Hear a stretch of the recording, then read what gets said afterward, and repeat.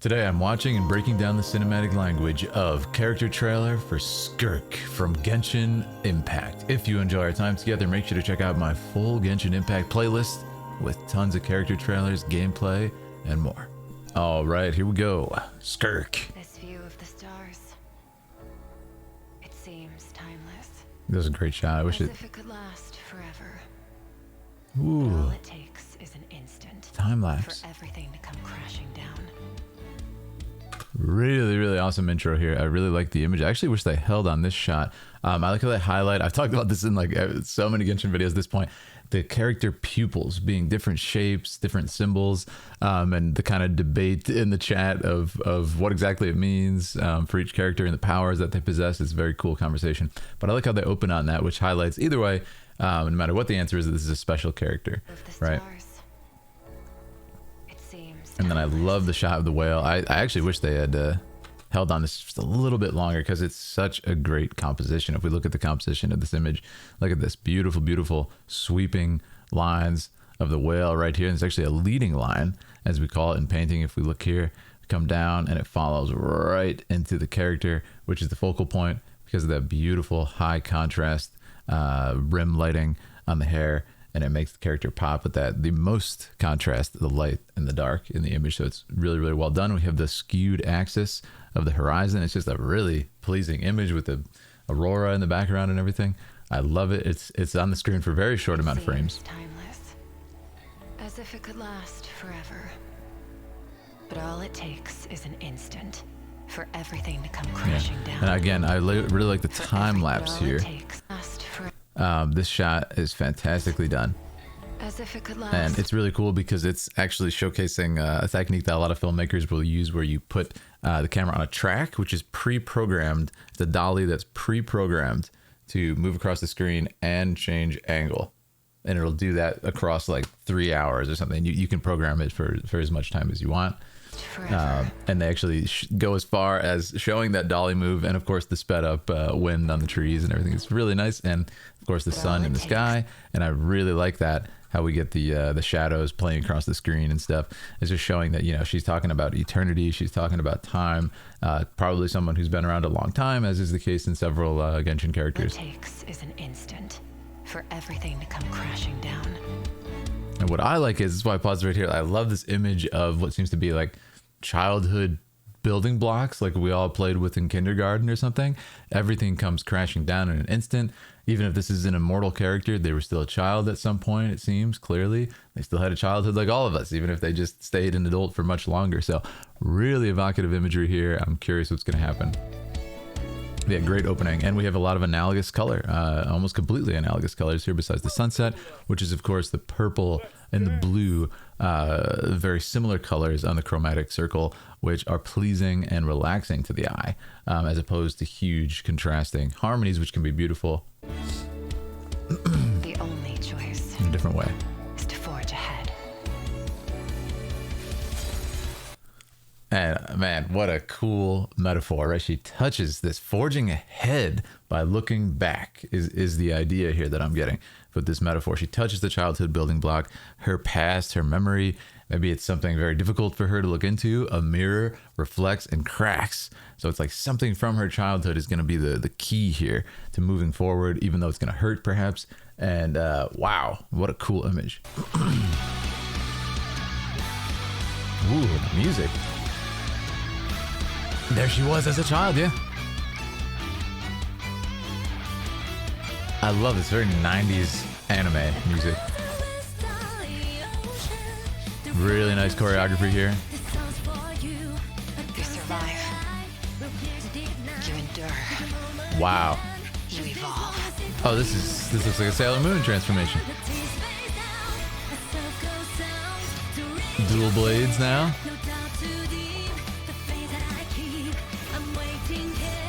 Wow.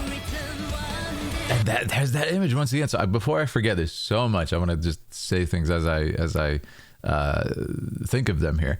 We go back to this first exchange. There's this really cool shot where the camera kind of tracks with her, and it just shows sort of a depthness to the character. She's not struggling. She's not even bothered by these enemies. She's completely dominated. Yeah, this is the shot. Look at this.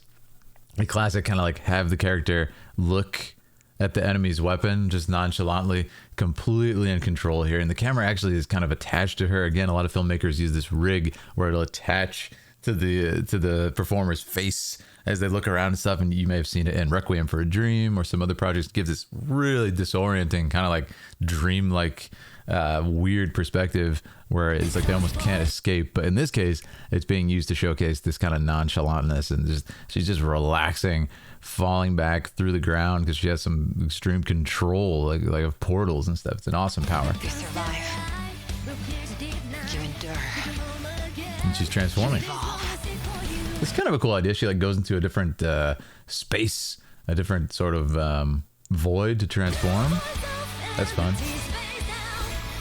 And then, yeah, really cool. Not an extreme transformation, but her sort of limbs have become this crystalline substance, same as her swords. And she has a bit of an outfit change here. Really cool. I like how she moves. It's very sharp, kind of like the cracks and everything. Very, very quick on the cuts and the edit, the physical cuts.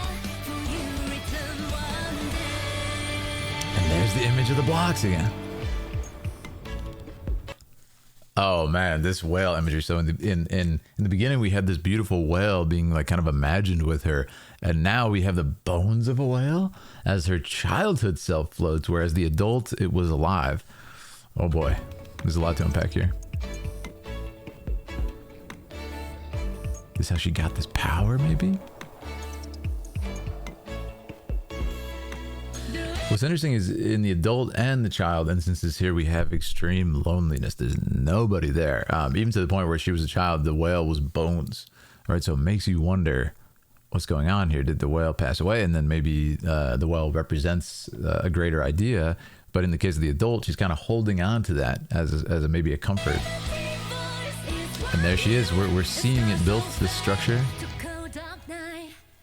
Oh, I really like this sort of manga panel usage here too. It's fantastic.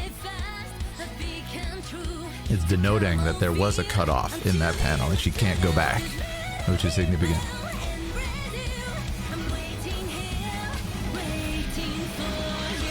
Wow.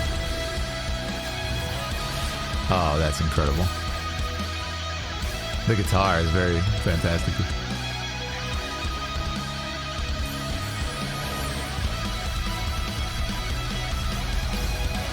Wow, yeah, she's broken. Look at this, it's showing back to the naturalistic imagery at the beginning. In the cold expanse of space, civilizations crumble and fade into eternal night. But when darkness falls, and there it is. It's like this, it's this constant, oh, this is very Yoko Taro imagery, by the way. And I like that. Oh, it's not over? Maybe it is. We got title card, okay. Wow, I like how there's actually not a lot of words spoken in this, but that the imagery is very heavy and it's very evocative of that childhood feeling. I like how we see her build it here, like I said, and there's these different shots in the panels, and we're using negative space. And I want you to listen. It's very, very well done in the edit and the sort of planning here. They're using the music to denote that cutoff, and there's a separation in the vocals. You're gonna hear the vocals are suddenly alone. All the other instruments are pulled out, and then she's left in this void alone. It's really sad. Look at this. Oh, isn't that awesome? That's really, really good. And she turns, she can't quite get there. She can't even quite see it. It's like a memory that you're holding on to. You can't quite picture it. Maybe you've been around too long, you're starting to forget, and that hurts very much. So I really, really like that. Right, even when she turns, that panel's gone. Like she missed it. This is so cool. Yeah, very, very...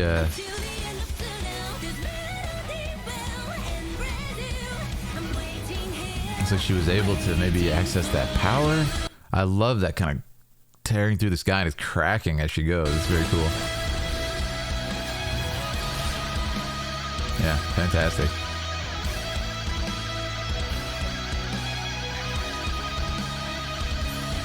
I just love that. Yeah, I love this. And then it all just gets sucked away, and then we come back to this naturalistic stuff.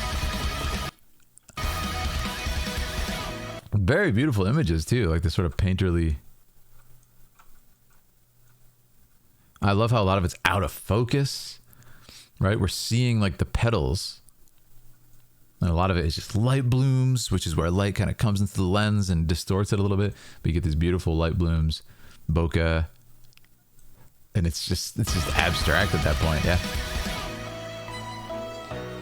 And then she is back in a natural space, right? She's not in this like crystal void flying through the sky. It's like she's grounded again. Civilizations. And she's kind of this lone warrior who's standing against something, kind of taking it upon herself. That's crazy. And then I like how this thing remains. Did she rebuild it? Is it a metaphor that she's leaving behind? Is this a physical thing that exists in space? Or is it just a place where her childhood self lives, and she kind of has to compartmentalize that and only look back on it but never reach it? But I love it. Like I said, very Yoko Taro imagery, and I absolutely love how it ends up. And it's cool because it almost has like a futuristic feel, as if you could walk among the blocks that you built as a child, right? Which is a really cool idea. But hey, very, very good stuff. This is a shorter one, but it's very well created, and I like that it's drawn, a lot of it. There's a lot of mix of medium in here, which is refreshing to see. You can see a lot of hand drawn stuff, hand painted stuff, mixed with in-engine, or at least, you know, not in-game, but sort of pre-rendered in-engine stuff, which we love to see, because it'll be the character model, you know, from the game, look very familiar to you and not foreign. But that's awesome. Yeah, and then we have the symbols in her eyes again, which is interesting. It almost looks like a keyhole, doesn't it?